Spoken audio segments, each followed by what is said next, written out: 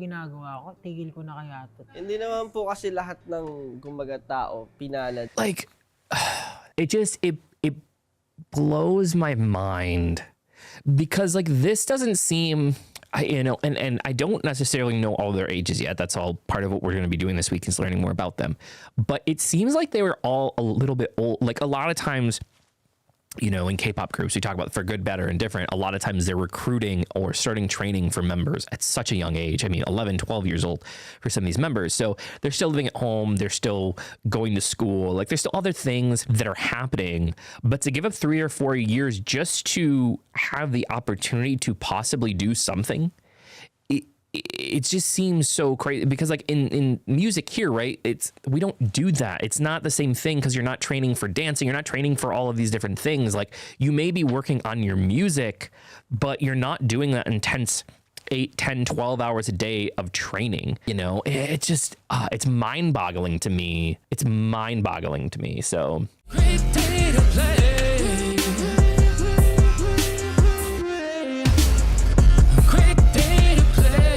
It's a great day to play, everybody. Welcome on into the channel. Yeah. Whether it's your first time here or you are joining us, thank you for being here with us today. You are loved, appreciated, always welcome here in this channel, and you are enough. Today, this week, really, we're gonna do something special. I am actually going to be going on vacation in like 2 days. As of the recording of this. By the time you see this, I'll probably already be on vacation, hopefully somewhere sunny in Florida. But I really wanted to learn more about SB19. And a lot of people had recommended a bunch of different things, whether it be like docuseries or whether it be interviews and stuff. Now, what I have learned from my time of doing and learning about groups in the past is docuseries are great sometimes. And part of the issue with docuseries is oftentimes the content creator can interject themselves into the conversation. They, generally they have bias, and so therefore you don't necessarily always get the full story. And so I really, really like when I go back and I do these types of learning situations. I like learning it from their own mouths. So what we're gonna do is we're gonna start just with some actual interviews from them. The first one that I found that looked like it was right up our alley was this one on Toni Talks called SB19 Opens Up About Their Difficult Journey, because I think it's important for us to understand where they came from before we can get into a lot of their future stuff. So we're going to be doing that. We're likely going to be cutting this up into parts. So if you're watching this video, there will likely be like a part 1, part 2, part 3, because of how long these videos tend to get and be, and there it's easier on the editor for me to chop it up like that. So if you're watching this one, you're like, where's part 2? It may be out tomorrow, it may be out the next day, but they will come out in concession right after that. Am I saying that right? They will come out in succession right after one another. Day 1, day 2, day 3, day 4. So if it's the first one out, but if you're watching day 4 right now, you could go back and check day 1, day 2, day 3. Anyway, I'm really, really excited to be getting into this. I hope you guys are too. Like, subscribe, hit the notification bell. If you already haven't, check out our live streams. We actually recorded this via a live stream on Twitch. So you can check out our live streams on Saturdays on Twitch and YouTube, but we do pop-up streams during the week on Twitch. So if you're not subscribed there, you should do that. That's all in the description below. And you should also follow us on like Spotify or Apple or Amazon, wherever you get your music, because our SB19 covers are going to be coming out soon, and that way you'll be notified of those and you can hear them. But let's do this. Let's get right into this. Bing, bow.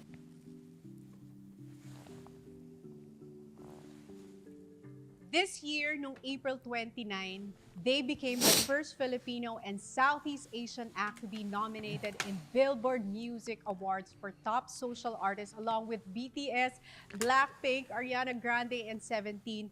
At nanalo doon yung BTS. But it marked the first ever appearance of a Filipino artist in the Billboard Music Awards. We have with us SB19. Yeah! Hello po, Toni. Uy, last year nakausap ko kasi kayo. First time ko kayong ma-meet in person, and I wanna personally congratulate you dahil from last year parang ang laki na nang nabago. Ang laki na nang nangyari sa SB19, worldwide recognition. Parang sobrang laking blessing. Yes po, super po. Ang daming opportunities na nagbukas, tapos ayun, mas parang feeling po namin nagkaroon talaga siya ng parang, syempre po yung ginagawa namin all throughout the years, parang nagbunga rin po talaga. Oo, nagbunga. Kasi nung parang last year, nung nag-usap tayong online, parang medyo 'di ba there was a time na parang nagko-contemplate kayo kung itutuloy niyo pa ba yung career niyo as a group dahil parang feeling niyo for a long time walang nangyayari, 'di ba? This is the kind of stuff that I really, really wanted to get into because it's like, I love a good underdog story, guys. If you know something about me, I love a good underdog story. And from everything that I've read in the comments so far, it seems like that is what they have. And like when you hear this and you see like these like global phenomenons, right, in SB19 or BTS, and like you knew that like they were about to like break up or there were talks about that, it's just crazy to me. And like it's just like that one extra thing, right? Just one day can go from zero to hero, and like just absolutely crazy to me. Ano nga po ngayon po, talagang thankful kami kasi po kahit na pandemic, mahirap po yung sa industry natin, ganyan po. Pero patuloy pa rin po yung career namin. At least po parang meron pa rin po kaming ginagawa kahit po nasa pandemic tayo. And yun nga po yung before na parang gusto namin na sumuko, parang yung naging worth it po yung paghihintay namin. Nag-start ang SB19 2018, di ba? Apo. But before kayo i-launch, ilang years kayo na nag-training ng workshop, singing? Medyo baka po, paulit-ulit din po yung ginagawa namin. Minsan parang na-lost track na po kami sa oras talaga. Kasi parang araw-araw training po kami. Kahit Saturday, Wow. minsan Sunday. Nagde-training po kami. Tapos kami lagi magkakasama. So parang tuloy-tuloy lang na parang hindi namin alam kung anong araw na, gano'n. We just continue without knowing what date is. Sabi nyo, di ba? Dapat madidisband na kayo. May mga magbaback out na, pero isa lang ang nagstay. Dumating sa point na talagang wala nang nangyayari, sobrang tagal na natin nagte-training. So napag-decidean po, before po kami mag-debut, marami pa kaming kasama noon po eh. Tapos, Nalagas na lang. opo, parang unti-unting umaalis, tapos napag-decided nga po nung one point na yon na nag-alisan lahat, pero si Stel nag-decide po siyang mag-stay. Bakit, Stel? How if you're the only one left and you decided to stay, doesn't it just make you a solo act at that point? Like that's so crazy. That's so crazy.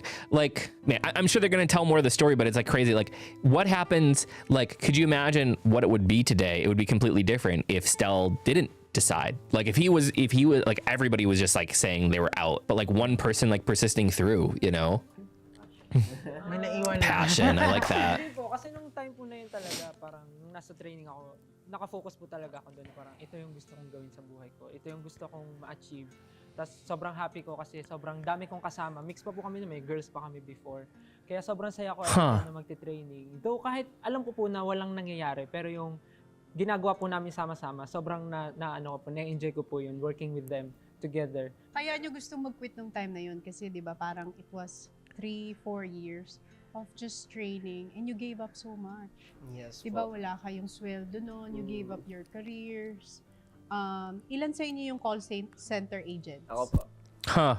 Ako po nag-work din pero real estate po yung sa akin. Data Di ba? science po. You gave up your real jobs for a dream na hindi kayo sigurado nung time na yun. So parang in reality, kapag reality check, ano bang pupuntahan ng buhay?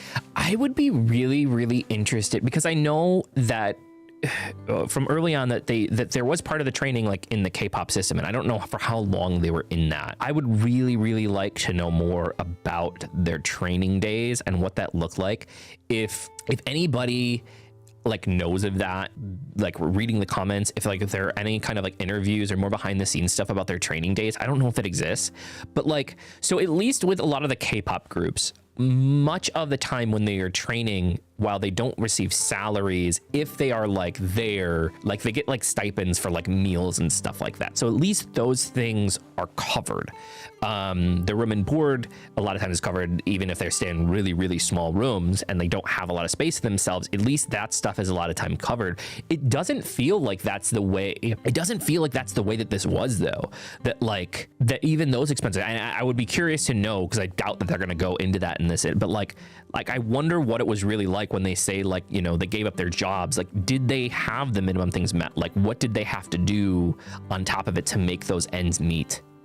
Like, I'd be really, really curious to see that. PPOP was non-existent in the Philippines. They trained for 4 years. My memory. Yeah, like they said they trained for 3 to 4 years. It's so crazy. It's so crazy. Buhay ko po. dito. Kasi- Saka syempre yung family nyo siguro, Opo, di ba? opo. Nagtataka, huy, ilang taon ka na dyan, parang hindi ka naman kumikita, di ba? Dapat po kasi talaga may backup plan kapag ganun eh. Lalong-lalo na po, ang hirap po talaga ng buhay. Na parang 3 taon na nga po kami nagtitraining tapos wala pa rin nangyayari. Mapapa-reality check ka talaga na parang, oh, anong tama pa ba itong ginagawa ko? Tapos lahat ng tao sa paligid mo sinasabi, tigil mo na yan, grabe, 3 taon ka na, wala ka namang nakukuha dyan, wala ka naman napapala. Tapos may isip mo, mapasok talaga sa isip mo, tama pa ba itong ginagawa ko? Tigil ko na kaya ito. Hindi naman po kasi lahat ng gumaga tao pinalad. Like, it blows my mind because like this doesn't seem and I don't necessarily know all their ages yet. That's all part of what we're going to be doing this week is learning more about them. But it seems like they were all a little bit old. Like a lot of times, you know, in K-pop groups, we talk about for good, better, and different. A lot of times they're recruiting or starting training for members at such a young age. I mean, 11, 12 years old for some of these members. So they're still living at home. They're still going to school. Like there's still other things that are happening. But to give up 3 or 4 years just to have the opportunity to possibly do something, it just seems so crazy because like in music here, right, we don't do that. It's not the same thing because you're not training for dancing, you're not training for all of these different things. Like you may be working on your music, but you're not doing that intense 8, 10, 12 hours a day of training. You know, it's just it's mind-boggling to me. It's mind-boggling to me. So Din sa buhay, parang katulad ko po na parang syempre nagte-training po ako pero honestly wala akong makain sa araw-araw. Nanghihingi ako ng baon kay Paolo, ganun. Naghihingi po parang everyday pag wala siyang hindi siya nakapagbaon, hindi rin ako kakain, parang ganun. Parang ganun yung buhay ko dati. Then yung nag-quit po kami na si Stel nag-stay, parang paglabas ko po ng building, sabi ko, parang yung decisions ko ba tama, ganun. Kasi talagang medyo nabagabag po ako, parang gusto ko agad bumalik kasi nga nag-stay si Stel. Sabi niya, parang kasi kung naniniwala siya, ba't di ako maniwala din? Parang ganun. Bumalik po ako at itong career na to or itong ginagawa ko na to, sabi ko, marami na rin po ako na-invest. At parang gusto kong bigyan ng chance. Kasi parang yun nga po, susukuan mo kung hindi mo bibigyan ng chance. Hindi, parang, hindi mo mapatunayan sa sarili mo na na kaya mo ganun Kumbaga yung mga bagay na itatry mo, isagarin mo na, kumbaga Bigay mo na lahat. Ganun. O para pag nag-walk away ka, wala kang pagsisisihan. Habang bata pa po, habang kaya pa alam niyo po yun, kaya mo pa. So, okay, so really, really interesting because I'm also just keeping an eye on chat really quick. And I see somebody talking about the P-pop was constantly being pooped on in their home country for copying K-pop from the Philippines. And I find that interesting because I've seen that in the comment sections too. Like as I go through and watch, we don't get a lot of hate on SB19 videos like we do on the other ones, but we do have people that will come in and be like, it's K-pop. But it's just like, okay, if that were to be said, then like, didn't then K-pop copy like American pop acts, because that's actually how it was created in like the late 80s and early 90s, like when like the Backstreet Boys and Boys Men, like those acts where they were starting to dance and stuff like that, like then they copied that, and technically then that sound came from like your Motown era where people were doing so. Like it's just like that's what music is. Music evolves. You take something that's already out there that people like and people listen to, and you make it your own by putting your own flavor on it, because everything in music otherwise is copied.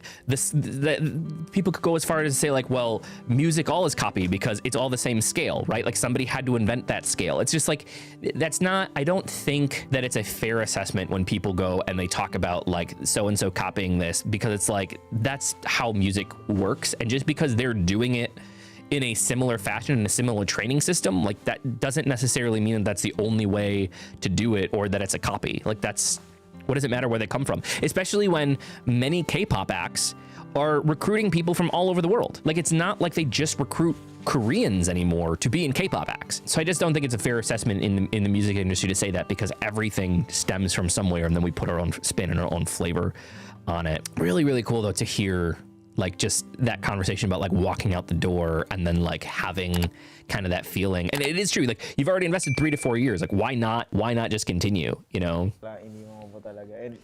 So he paid for his plane ticket. That's so crazy. It seems like there was like quite like a camaraderie already between them long before they were like actually a group.